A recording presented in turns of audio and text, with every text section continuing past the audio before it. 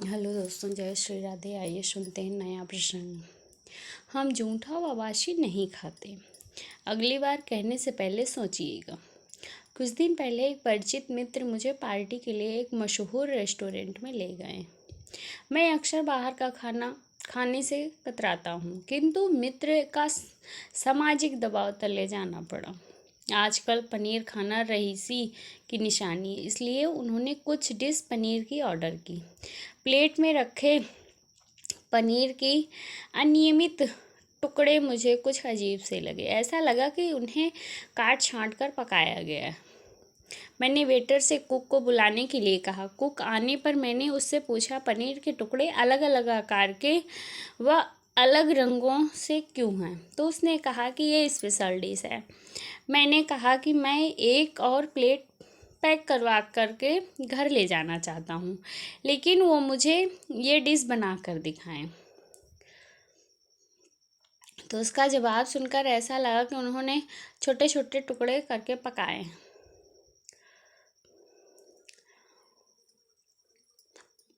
सारा रेस्टोरेंट अकबका रह गया। बहुत से लोग थे जो खाना रोक कर मुझे देखने लगे। स्टाफ तरह तरह के बहाने करने लगा। आखिर वेटर ने पुलिस के डर से बताया कि अक्सर लोग प्लेटों में खाना, सब्जी, सलाद व रोटी इत्यादि छोड़ देते हैं। रसोई में वो फेंका नहीं जाता। पनीर व सब्जी के बड़े टुकड़ों को इकट्ठा कर दोबारा से सब्जी की शक्ल में परोस दिया जाता है।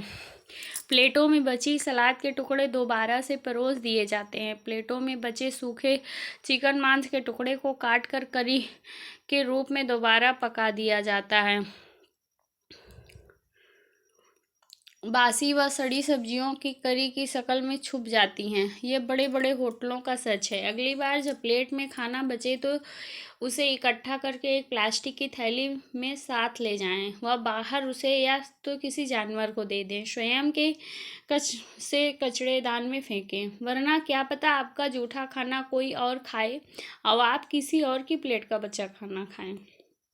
एक बार मैं दिल्ली गया था। एक यजमान के बुलाने पर उसने साथ लंबी यात्रा के बाद हम सभी को कड़ाके की भूख लगी थी, सो एक साफ से दिखने वाले रेस्टोरेंट पर रुक गए। समय नष्ट न करने के लिए खाना मंगाया गया। एक साफ से ट्रे में दाल, सब्जी, चावल, रायता व साथ में एक कटोरी में रोटियां आईं। पहले कुछ कौर में ध्यान नहीं गया, फिर मुझे कुछ ठीक नहीं लगा। मुझे रोटी में खट्टेपन का एहसास हुआ। फिर सब्जी की ओर ध्यान गया तो देखा सब्जी में हर टुकड़े का रंग अलग अलग सा था। चावल चखा तो वह भी माजरा गड़बड़ था। सारा खाना छोड़ दिया। फिर काउंटर पर बिल पूछा तो 650 रुपये का बिल थमाया। मैंने कहा, भैया पैसा तो दूंगा, लेकिन एक बार आपके रसोई देखना चाहता हूँ। वो अटपटा गया और पूछने लगा, क्यों? मैंने कहा, जो पैसे देता है उसे देखने का हक है कि खाना साफ बनता है या नहीं। इससे पहले कि वो मुझ कुछ समझ पाता, मैंने होटल की रसोई की ओर रुख किया। आश्चर्य की सीमा न रही जब देखा रसोई में कोई खाना नहीं पक रहा था। एक कटोरी में कुछ रोटियां पड़ी थीं। फ्रिज खोला तो खुले डिब्बे में अलग अलग प्रकार की सब्जियां पड़ी हुई थीं। कुछ खाने में फफूंद सी लगी हुई थी। फ्रिज से बदबू सा भकभका आ रहा था।